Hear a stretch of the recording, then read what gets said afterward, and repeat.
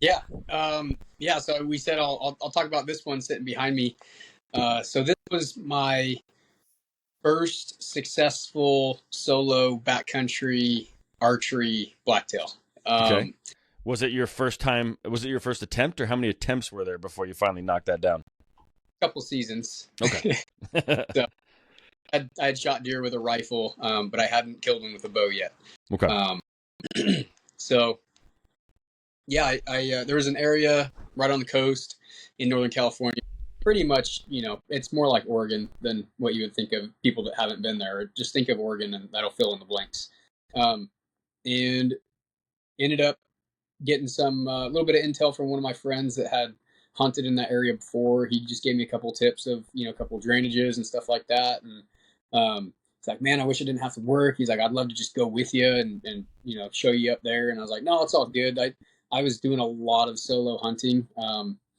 This was after Ross had moved to Oklahoma, and so I was really getting my feet wet with hunting big game. Like I said, I joined the Coast Guard at 18, and then Okay. spent the next several years just kind of all over the place, and didn't have really any opportunity to hunt. So when I finally kind of got settled in, and I wasn't moving once every 11 months, I was pretty determined to get out and really figure it out. And so a couple seasons of some, first season wasn't successful at all, and did some archery hunting out in Oklahoma and passed on a bunch of little deer because Ross was sending me pictures of these giants that I thought I was going to have my pick at, and yeah, all the pictures are in the dark, but I thought I was going to see one in the daylight.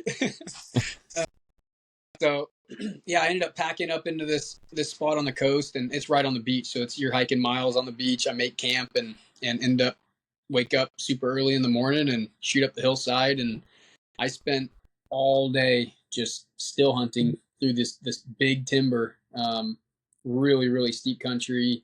Basically hunted, from sea level up to about 900 feet, and then back down and then back up. And I was basically just up and down looking for sign. And I spent probably 5 hours before I found any fresh deer sign. And an hour after that, I bumped this small forked horn, and I was like, all right, well, at least I'm finding deer now. And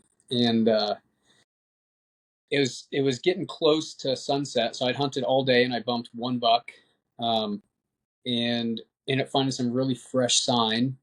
And then as soon as I went down over the hill, I caught an eye of this buck, and I had the wind in my face and everything, and I didn't think he saw me. I think he was just naturally moving, Okay.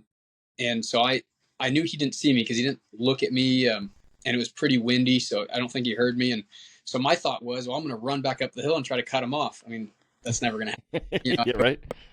Um, so I kind of darted back up the hill, and I was waiting, and I was like, man, I was so mad because I had this camera out, and I was like trying to film. I was like, this stupid camera's got to go away. So I like put the camera away, and like, dang it, man, I was so bummed because I spent literally all day, running around, didn't find anything, and so I ended up I was gonna just stick to my plan.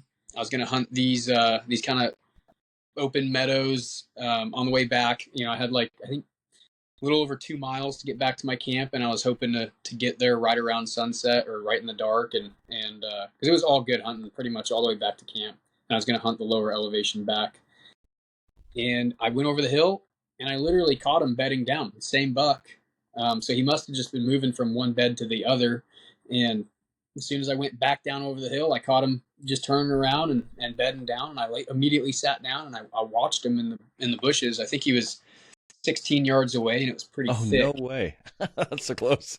Uh, and we have good wind. The wind was basically quartering a little bit, but pretty much head on. And he's off to my left, and just sitting there watching him with my binos. And I pull my little camcorder back out, and I'm like zooming in on him. I was like, no one's gonna believe me. I was like, actually found one, a good mature blacktail up here. And so I was like, in my mind, I was like, I'm not going to kill this thing. I'm going to sit here forever. The wind's going to swirl and he's going to blow out. And I was all pessimistic about it for sure. And I'm sitting there, I'm like crazy because I'm just so excited that, I have a potential opportunity.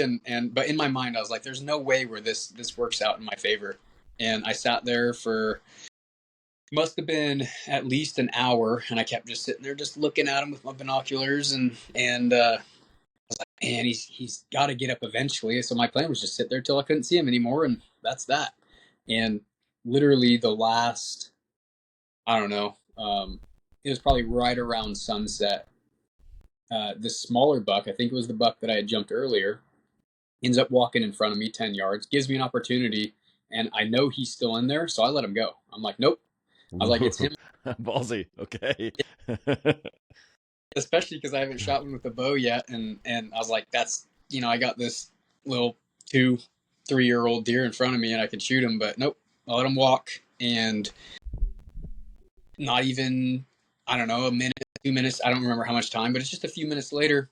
Here he comes through the bushes, like getting up, walking, following that young buck out, same trail right below me, 10 yards.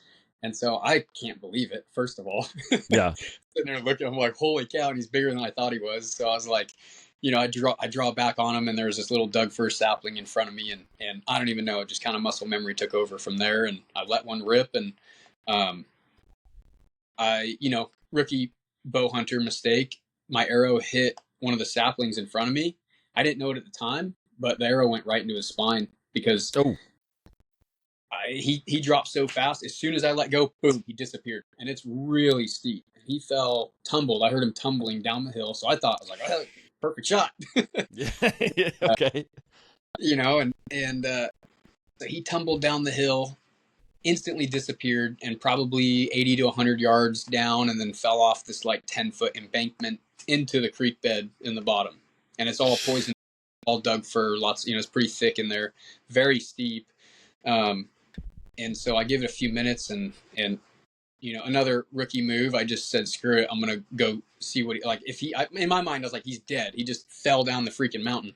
So Yeah. I gather myself a little bit, and then make my way down the hill there, and I poke my head over 15 yards or so, and I can see him down in the creek bed, kind of nodding his head, and I felt really bad. I was like, dang it, he's not dead. And that's when I saw the blood on his spine, and I'm like, all right, well, I did that. So I just grabbed another arrow, and I just put it right where it's supposed to be, and I watched him die, and I felt really bad. Yeah. Well, hey, the rookie thing was the right thing in that case, right? Like by Yeah, not waiting, he suffered less. You got down there quicker, and you were able to put an end to it because yeah. a seasoned hunter may have sat there for 2 hours and just let him suffer. So good And that's on you. what, because he was trying, once he saw me, he was trying to get up, and he couldn't. Mhm. So that's when I was like, the only thing to do is put another arrow in him, and Yeah. did that. And not even, a minute later, he was dead in the creek. And I was in like shock. I was in disbelief. I was like, carrying this damn bow around a lot, and finally got an opportunity, and it didn't go exactly how I had planned it in my head. Got down there, and just went to work, started quartering them up. Um, and I was worried that's a very, very densely populated area for mountain lions, and I'm in there Okay. solo, and I'm breaking this deer down in a creek bed with big hill, small cliffs on both sides of me. I'm like, I am literally sitting on a pile of bait right now, and I was a little nervous, so I couldn't wait to get out of there. And got them all quartered up, got all the meat shoved in some bags, threw it all in my pack, and caped them out and shoved it all on there. And man, I was just on a very high at that point, Yeah. hiking there. And once I broke out of that really thick, dense forest and I popped out on the coast again, I just felt like I could breathe again. It felt so freaking good. Funny water story though. Ooh, I see I what you did there. Okay. Well, yeah, I Yeah. actually have a story out loud for. I mean, I don't even know when the last time I told the story was, but and I forgot about this. I made it down to the bottom, and I hit another creek. I was out of water, and my filter was so far buried in my pack that I did not want to take all the meat out and pull out the filter. I was like, I've got a mile and a half to make it to my camp. I'm gonna get there. Yeah. I didn't really dehydrated. I was packing out this deer, and it was a good size for a blacktail, a big bodied deer. Um, and I remember seeing some backpackers because there was a trail down there, and they backpack on it. And I asked them if they had any extra water, and they're like, "No, sorry." And I was like, "All right." So I just kept, and and they were probably all scared as shit. This guy comes out of the woods in the dark, all with a dead deer on him, carrying a bow, asking for water, is like probably scared him a little bit. And Were the backpackers, were they camped or yeah, were they hiking in the dark? Because backpackers don't always hike in the dark. That's not super common. they were camped. So I Okay. walked up on and I asked them if they had Oh, any extra. I bet that was scary as hell. Yeah, I mean, I had a headlamp on. I was, scared that I'd get Yeah. attacked. I had this dragging around a freaking decoy on my back in the dark. So I ended up taking out this little blow up lantern and I put it on my back. So it was like shining backwards. I don't know. In my mind, I was like, I'll confuse the cats. They don't want to know where I am. Probably all I did was Yeah. like, hey, check this out. Come attack it.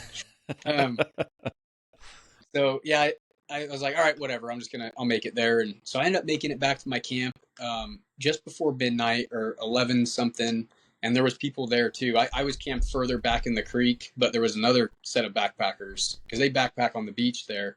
They don't go up hills, but on the beach. And I walked through and they're like, yeah, we were thinking about calling the ranger because we saw your camp back there and we haven't seen you.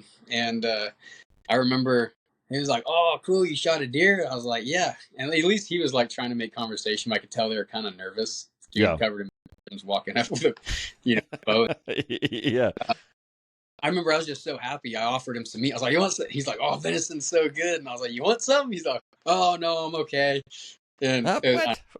He was bluffing. He didn't think venison was that good. Otherwise, there's no way you turn down that fresh backstrap, because that's what you're probably cutting up.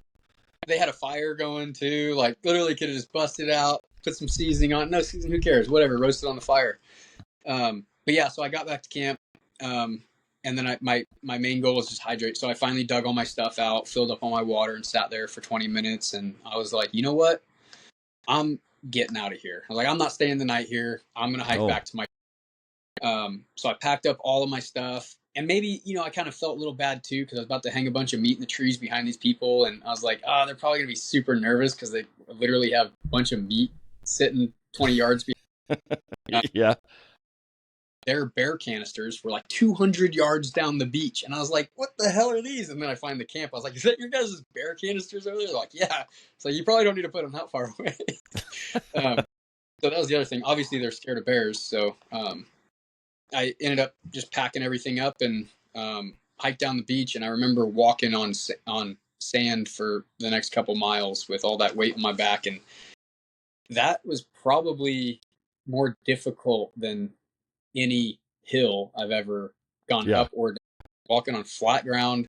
My footwear wasn't probably the best then. My pack wasn't the best. I probably wasn't in as good of shape either. I wasn't like training specifically for that. And man, that was really tough. I made it back to the truck and like I was still severely dehydrated. And I bet. it was 1:30 in the morning. And didn't care. How many miles from camp to the truck, roughly? Probably around 2. About 2, okay. And was it all sand the whole way, or was it a mixture? Because I know those Oregon beaches, you said, think of Oregon, they're very rocky, not that much sand. But this was pretty sandy? Yeah, it's all sand, and then basically the biggest is like pea gravel. Okay. All dry, very, very,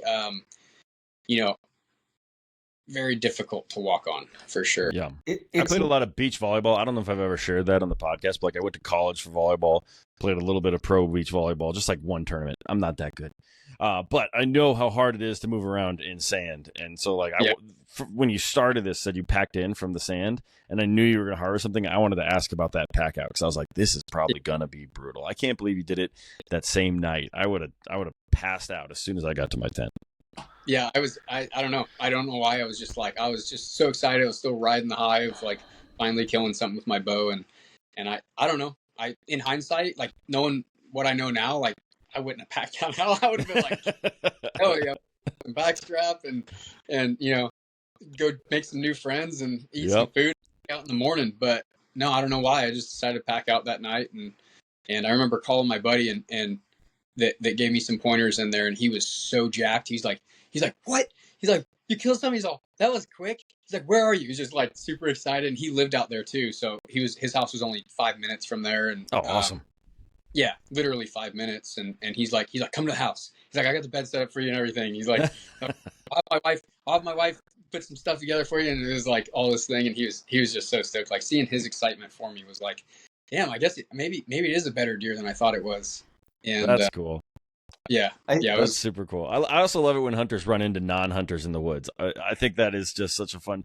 I've heard plenty of stories where guys do that, and they're always just like awkward interactions, and I love them. It was every bit of it.